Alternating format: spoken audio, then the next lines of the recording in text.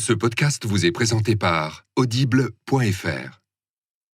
Vous aimez les podcasts ? Vous allez adorer les livres audio. Cet été, plongez dans de nouvelles histoires avec l'application Audible. Que vous soyez polar, romance ou coaching, écoutez vos livres audio les pieds dans l'eau. Avec l'offre d'essai, le premier livre audio est offert sur audible.fr/slate.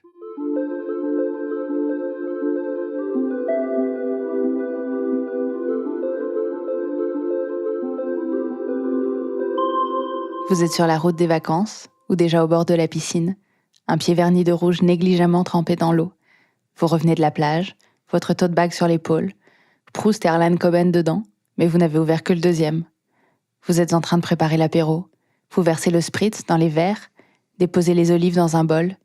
Il fait encore 31 degrés dehors, et les climatologues ont déjà prévenu que de telles vagues de chaleur risquaient de devenir la norme à l'avenir, sous l'effet du réchauffement climatique. Heureusement, il restera toujours les podcasts, les histoires d'amour, de famille, de filiation. Quel lien existe-t-il entre un père et sa fille ?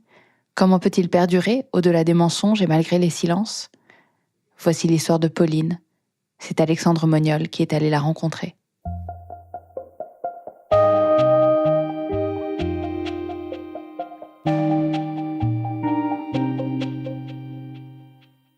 Je grandis avec mon père et ma mère jusqu'à mes 5 ans. Lorsque ma maman m'annonce qu'on va partir au bord de la mer, s'installer chez ma grand-mère, qui a une maison là-bas. Et moi, je comprends pas bien sur le coup qu'ils se séparent. Je me dis juste, trop cool, au bord de l'eau, trop bien, je vais me faire des copains, je vais faire de la voile, enfin, ça va être trop cool. On est en 2000, j'ai 9 ans, j'ai papa au téléphone, j'ai hâte qu'il arrive et il devait arriver depuis environ 1 heure ou 2, il est toujours pas là. Et donc je l'ai un peu fébrile au téléphone parce que moi je m'attends à ce qu'il arrive d'une minute à l'autre et que quand on a cet âge-là, eh bien on comprend pas vraiment les distances. Lui il habite à Paris, moi maintenant je suis à Nantes, donc 2 heures de train. Et il me dit, j'ai pris mon billet, mais je pense qu'en fait, je vais prendre le train suivant. Et moi, je lui fais confiance, alors j'attends, et puis 2 heures après, on est devant la gare, et puis il est toujours pas là, et on n'a pas de smartphone à ce moment-là. Donc je rentre avec maman en voiture, je suis toute déçue. Et puis j'essaye de rappeler papa, et il répond pas. Il répond plus tard dans la soirée, alors que moi, je suis dans ma chambre, et ma mère me relate le coup de téléphone. Il lui dit, écoute, il y avait plus de train, voilà, j'ai pas réussi à monter dans un train, j'arrive demain. Et c'est comme ça tout le temps à ce moment-là. Sa mécanique, c'est toujours d'arriver le lendemain. Il n'est pas capable d'arriver le jour même. Sorte de blocage, il arrive toujours le lendemain. C'est comme ça qu'on se retrouve quasiment chaque année à l'attendre le 24 au soir avec le truc un peu morbide de l'assiette et de la petite serviette en papier toute chiffonnée. Et puis il n'est pas là, et il arrive forcément le 25. Alors qu'il promet d'être là avant le dîner et à l'ouverture des cadeaux. Moi, je pleure quasiment à chaque fois.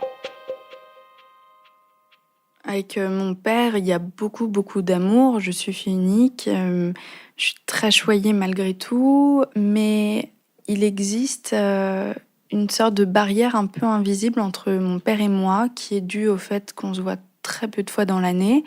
Et je le sais, il m'aime énormément. Il parle de moi à tout le monde. Et c'est adorable quand j'entends les gens me parler de ça. Oh là là, sa fille, sa fille, sa fille. Sauf que devant moi, il ne sait pas exprimer ça. Il est très pudique, il dit jamais je t'aime, il me prend pas dans ses bras.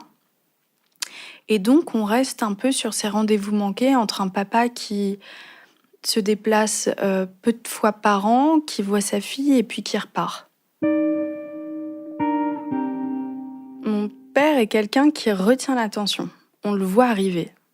C'est quelqu'un qui fait énormément rire, il a une finesse d'esprit qui est géniale et donc c'est le genre de personne avec qui on a envie d'être pote. Il a vraiment un aura. Il est toujours très apprêté. Je me souviens très bien, ses polos, c'est Fred Perry, ses costumes, c'est Saint Laurent, ses chaussures, c'est toujours avec des embauchoirs.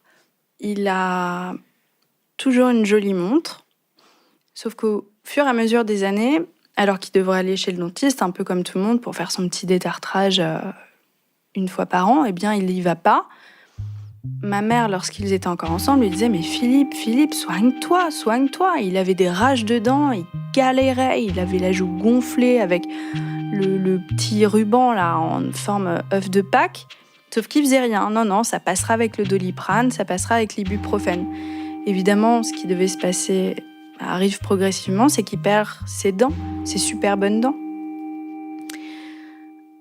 Et lorsque j'ai 15 ou 16 ans, il a plus déjà que la moitié de sa dentition. Et puis un jour, je suis en ville et je vois ma copine Margot et je la croise, je suis avec mon père. Et c'est terrifiant, mais je me souviens me mettre derrière Margot et lui faire de grands signes en lui disant « Ferme la bouche quand tu parles, ferme la bouche !» Ça me fait de la peine qu'on voit mon père de cette manière-là, alors que moi, je le trouve tellement génial que j'ai envie que ça transparaisse et pas qu'on retienne ça de lui. Tiens, le monsieur sans dents, quoi. Enfin, avec la moitié. En 2011, je m'installe à Paris pour faire mes études et je choisis un quartier qui est proche de celui de mon père. On est hyper content de se retrouver, d'être enfin dans la même ville parce que ça fait depuis l'âge de 5 ans que moi, j'ai pas été dans la même ville que mon père. Et donc à ce moment-là, j'habite dans une toute petite chambre de bonne au 5e étage.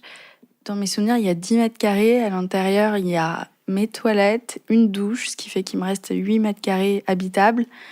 Et je dors en mezzanine. L'été, c'est horriblement chaud.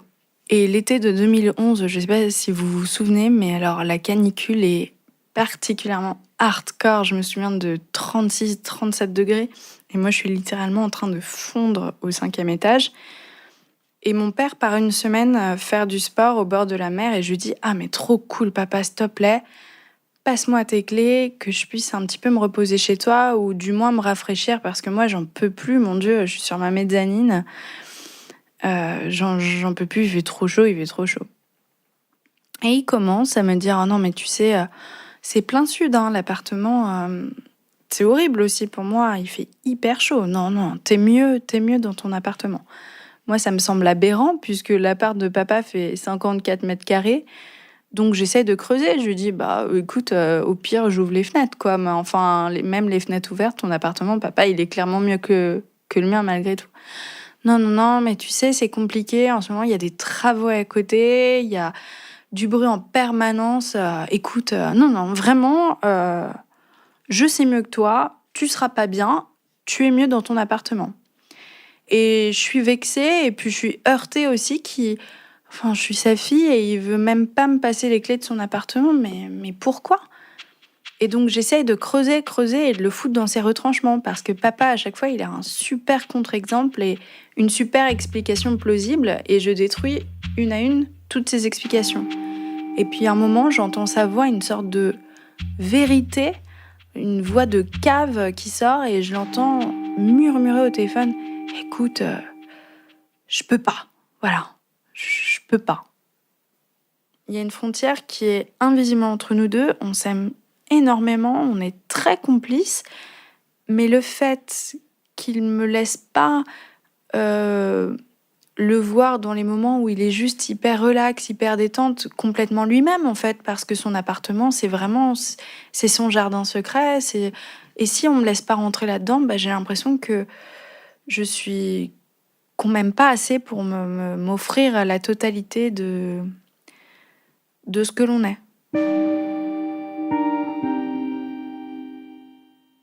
Début 2012, au moment des vacances de février, quelque chose comme ça, à ce moment-là, avec papa, on se voit plusieurs fois par semaine.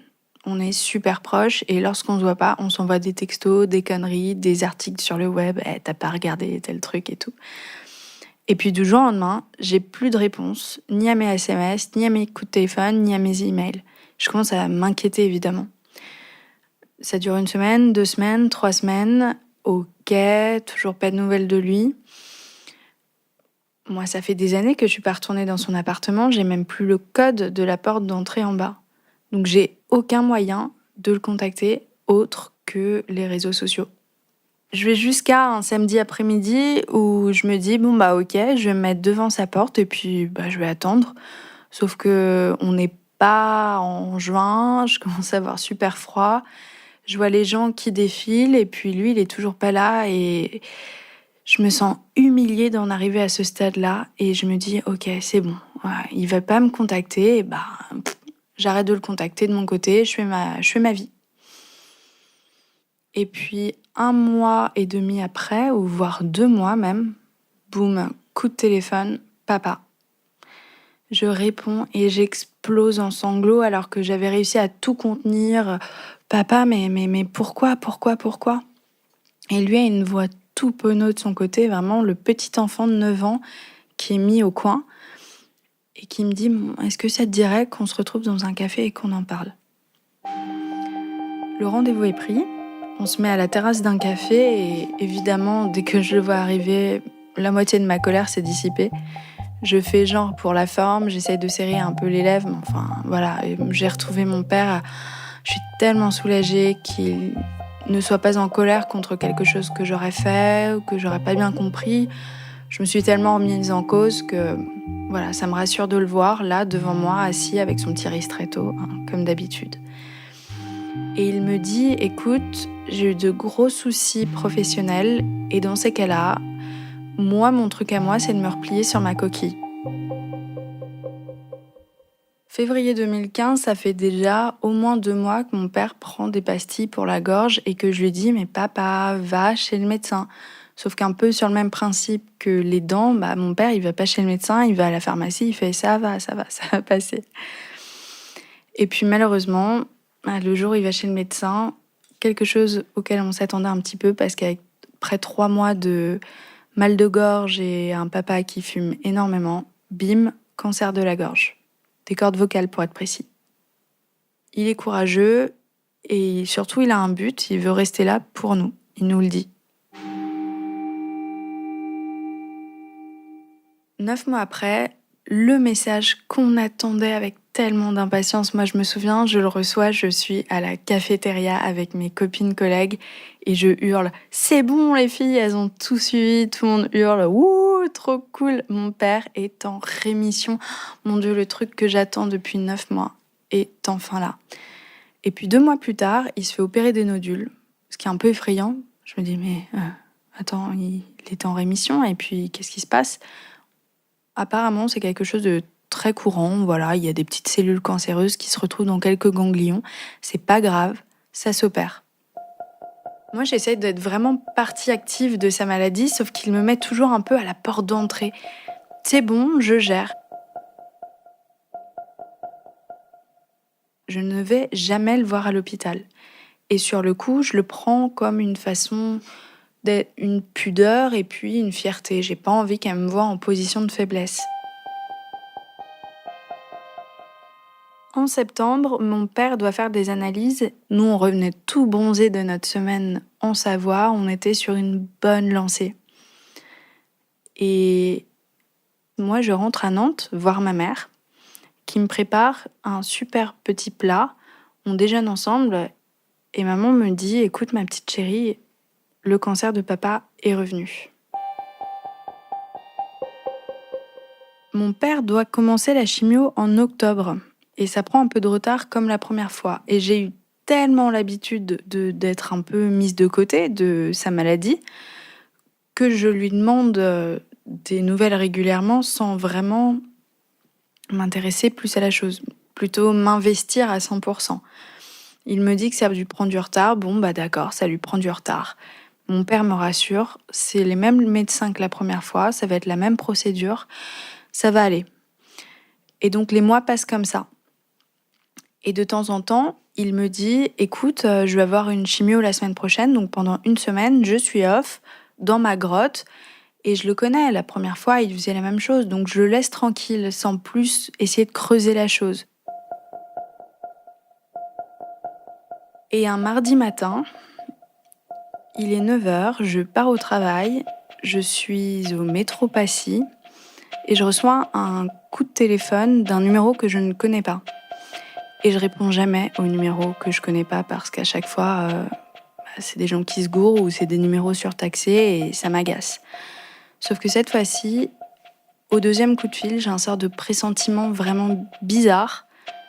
Je sens qu'il faut que je décroche. Je décroche. Et là, j'entends la voix d'une femme à l'hôpital qui me dit « Madame Grisoni, votre père est arrivé à l'hôpital. Il ne veut pas se faire opérer. S'il ne se fait pas opérer, Madame Grisoni, il ne va pas se réveiller. Vous comprenez, il ne va pas se réveiller. S'il vous plaît, parlez-lui, il faut lui faire changer d'avis. » Moi, j'explose en sanglots, c'est la panique, c'est le cœur qui bat la chamade. J'ai l'impression que je vais faire un malaise vagal. Et j'entends à l'autre bout du fil quelqu'un qui s'étouffe, c'est effroyable. Et je pleure et je fais « Papa, je t'aime, pitié, pitié, fais-toi opérer. Pour nous, on t'aime, on est là, on te lâche pas, mais s'il te plaît, fais-le pour nous. » Je descends du métro, j'arrive dans la rue, je suis complètement hagarde. J'ai l'impression que c'est une scène de film, tout le monde me regarde, je suis en train de hoqueter. Personne ne vient me voir, genre mademoiselle, est-ce que je peux vous aider? Besoin d'un mouchoir? Vous voulez qu'on s'assied? Mais non, les gens me regardent juste bizarre et tout le monde s'écarte un peu de moi. Et puis, parce qu'on est encore une fois dans une scène de film, il commence à pleuvoir à torrent. Moi, j'ai pas de parapluie, donc j'essaye de m'abriter à côté du Porsche, le Porsche qui a l'air le plus confortable. Je me commande un Uber et je m'assieds là en train de pleurer toutes les larmes de mon corps. Quand j'arrive à Saint-Antoine, à Paris, pour ceux qui connaissent, c'est la première fois que je mets les pieds dans un hôpital depuis peut-être que j'ai 14 ans et que je suis allée voir ma mamie. Voilà. On me conseille de prendre tel ascenseur et de descendre au moins 3. Et ça ressemble à une cave ou un parking un peu lugubre, un parking qui n'aurait pas encore été refait et qui n'a pas encore la petite musique classique pour mettre l'ambiance. C'est hyper glauque. Il y a des tuyaux qui sortent des murs, il y a des signalisations, vraiment comme dans un parking, quoi. J'arrive devant une salle et c'est la salle de réanimation. Et là, un médecin m'interpelle et fait Mademoiselle Grisoni ? Je le regarde, oui, c'est moi, je viens voir mon père Philippe Grisoni. Et là, il me dit oui, patientez, j'appelle ma collègue infirmière et on va discuter ensemble. Et en fait, ce qu'on m'apprend, c'est que mon père, avant de appeler les pompiers, et avant de ne plus pouvoir parler, a fait « Pauline, Pauline, Pauline ». Mais lorsqu'il reprend conscience et qu'on lui tend un carnet pour qu'il puisse écrire quelque chose, il dit « Mais Pauline, moi, il était hors de question que je ne me fasse pas opérer parce que pour moi, c'était tellement important de te voir, de te parler et que je t'explique tout. » Mon père, puisqu'il a été amené par les pompiers, évidemment, on n'a pas eu le temps d'amener son dossier médical avec lui. Dieu merci, il passe les 48 premières heures et on l'amène dans une chambre. Donc on remonte des 3 étages pour arriver au rez-de-chaussée. Il a une chambre à lui et lorsqu'on va le voir, un médecin regarde ma mère et moi et dit « Mesdames, est-ce que je peux vous parler? On a reçu le dossier médical de Monsieur Grisoni. Voilà, faut qu'on parle. » Il nous fait nous asseoir et il nous dit « Voilà, Monsieur Grisoni a décidé de ne pas suivre son traitement de chimio. J'ai son dossier devant les yeux. Il devait avoir une poursuite du traitement en palliatif ces derniers jours. Il a décidé de ne pas le faire. Voilà, est-ce que vous étiez au courant de ça, etc. » Et nous, évidemment, on lui dit « Mais absolument pas. On n'a jamais discuté, ça n'a jamais été même une option. On n'a pas eu notre mot au chapitre. » Voilà, on est un peu devant le fait accompli. Il aurait dû avoir 4 mois de traitement. D'ailleurs, c'est ce que je pensais, qu'il avait 4 mois de traitement. Et en fait, il est jamais repassé à l'hôpital. Il a eu un rendez-vous manqué, puis 2 rendez-vous manqués, et puis il est juste tout simplement pas revenu. Il a pris cette décision-là de vivre sa maladie de son côté, seul, de marcher seul, quoi. Bon, on est là, Dieu merci, on peut encore lui parler et on a encore des choses à se dire et évidemment, on a tellement de choses à se dire. Lorsqu'on arrive dans la pièce, c'est très touchant, c'est qu'il me prend la main et il me la serre fort. Oh, c'est vraiment unique comme sensation.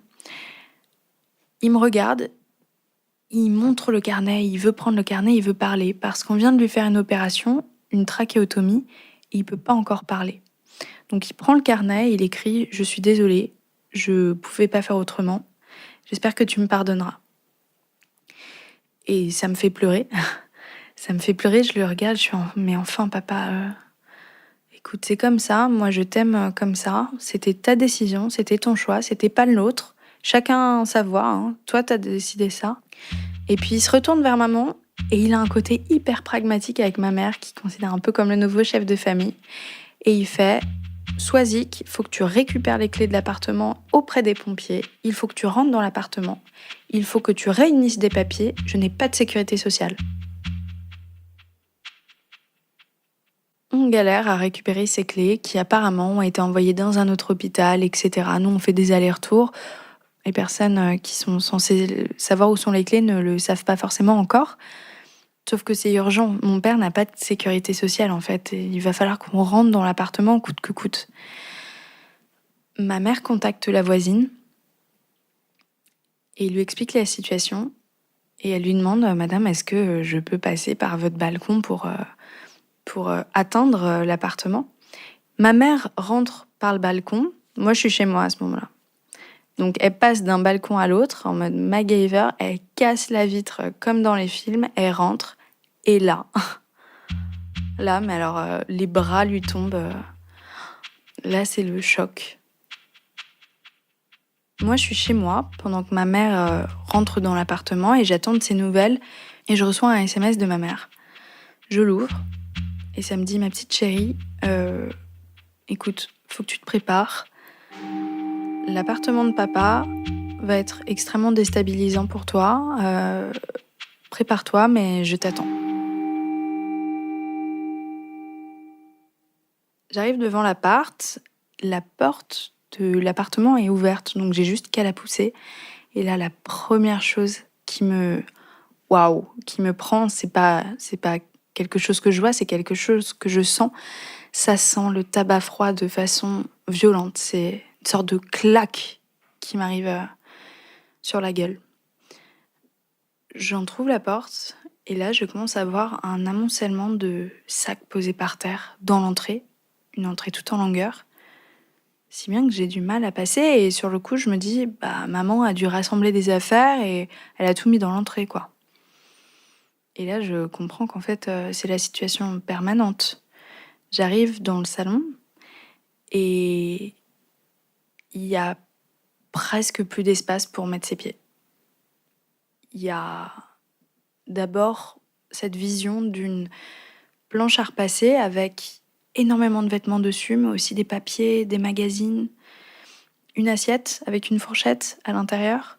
Et puis sur le canapé est recouvert de livres, les fauteuils aussi. Il n'y a rien pour s'asseoir dans cette pièce-là.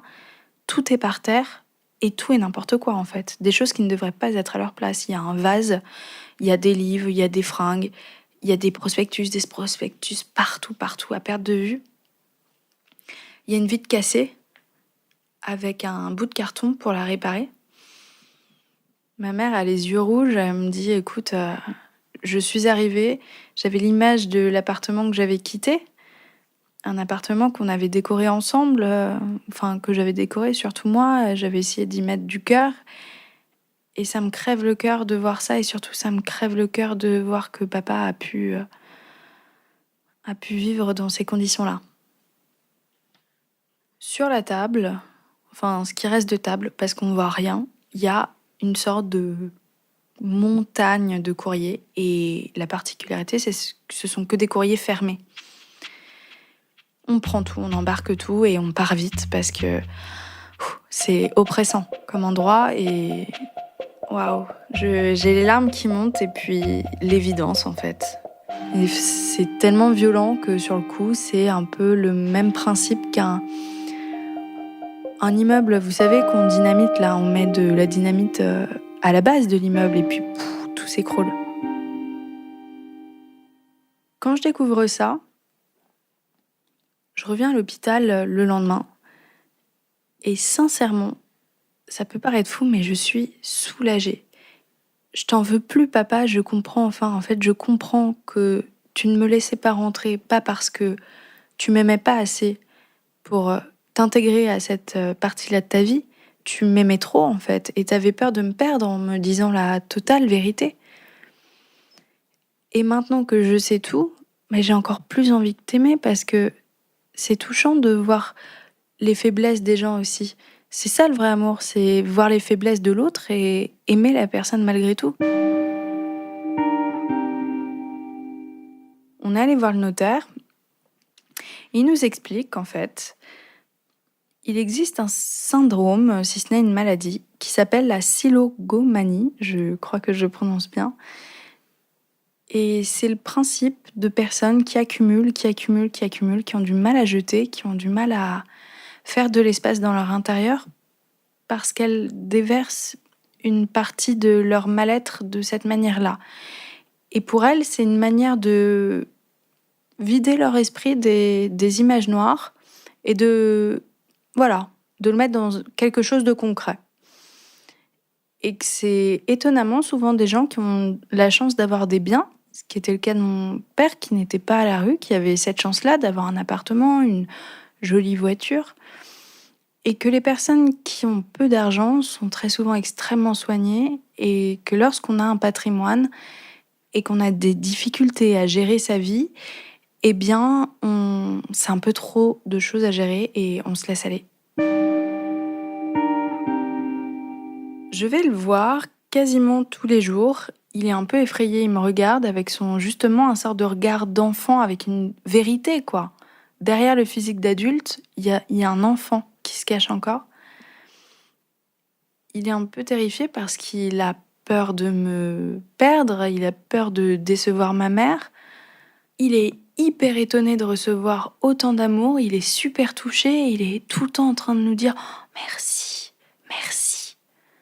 Il est tellement touché qu'on puisse continuer à l'aimer et que notre amour soit renforcé par cette vérité qui se montre tout perdu, quoi.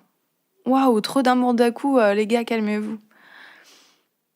Un jour, je le surprends et je lui amène un bouquet de fleurs. Et il écarquille les yeux, il est en mode « Oh, bah !» Je fais « Bah oui, papa, c'est pas parce que t'es un homme que t'as pas droit à des fleurs, enfin, on n'est plus en 1900. » Il me dit de le mettre dans un vase et il me dit « Non, mets-le bien dans mon axe, comme ça je pourrai le voir toute la journée. » Et le soir, je reçois une photo de lui. Une photo du vase, il fait « Regarde, t'as vu? Comme ça, je pense à toi et puis t'es avec moi toute la journée, dans la chambre. » Et c'est des échanges en toute simplicité, mais waouh, à chaque fois on repart avec quelque chose. Il y a un soir où, par exemple, mon père est fatigué, à chaque fois il me fait un petit signe, il fait parle-moi de ta vie. Et puis évidemment, ma vie à ce moment-là, elle se résume qu'à mon père, à envoyer des SMS et passer des coups de fil à des proches. Mais j'ai clairement plus vraiment de vie sociale, tout est entre parenthèses. Et ça, je peux pas lui dire, papa, je me consacre qu'à toi. Il est tellement en culpabilité de nous avoir fait subir toutes ces épreuves-là que je pourrais pas me permettre de lui dire ça. Donc du coup, de temps en temps, je lui parle de mon travail ou un soir, je lui chante une chanson qu'il aime beaucoup. Je lui montre des vidéos rigolotes. Je lui lance des blagues un peu vaseuses, mais en mode Hey papa, tu peux pas faire, je suis ton père. Voilà, ça lui fait rire 5 minutes et puis ça égaye un petit peu. Quand il rigole, il peut pas faire de bruit, alors il hausse les épaules en plissant les yeux, il fait des ho ho ho comme ça. C'est tout mignon.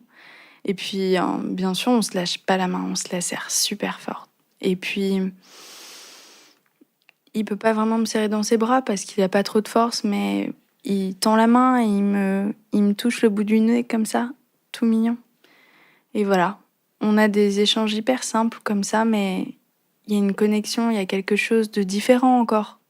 Voilà, ça nous met du baume au cœur et puis je repars. J'ai le cœur lourd et à la fois un peu plus léger à chaque fois parce que il y a quelque chose vraiment qui se passe entre lui et moi. Ça dure depuis 3 mois.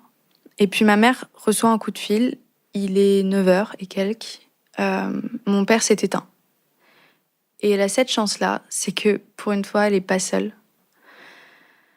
Moi, je suis avec ma tante, je suis pas seule non plus. Il fait beau jour là et c'est une matinée calme et douce et zen. Ma mère arrive, elle me dit de m'asseoir et elle dit « Ma petite chérie, papa est parti ». J'ai presque la sensation qu'une boucle est bouclée et que je peux faire ma vie en sachant que j'ai été aimée, que j'ai rendu mon père fier. Moi, j'ai pu prouver à mon père à quel point je l'aimais. Et lui, il a pu partir apaisé en recevant cet amour. Et ça, pour moi, c'est une chance. Et que tout ce qu'on avait à s'offrir, on a essayé tant bien que mal de le faire.